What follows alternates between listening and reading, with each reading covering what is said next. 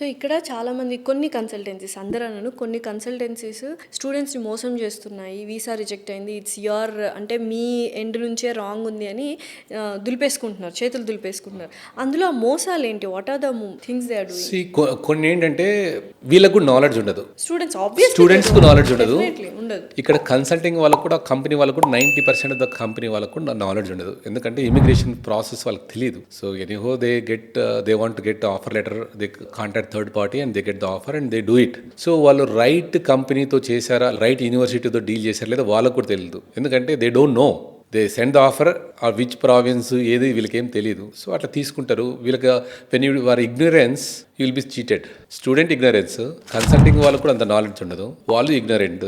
So at the end ఎవరు failure అయినా వీళ్ళ మీద స్టూడెంట్స్కే నష్టం కదా. సో అవన్నీ మాకు తెలుసు కదా, మళ్ళీ ఇమిగ్రేషన్ లాయర్స్ ఉన్నారు కాబట్టి మా వాళ్ళు they know what is the best they can do, what is the suggestions కానీ రైట్ వేలో ఉంటుంది అనమాట.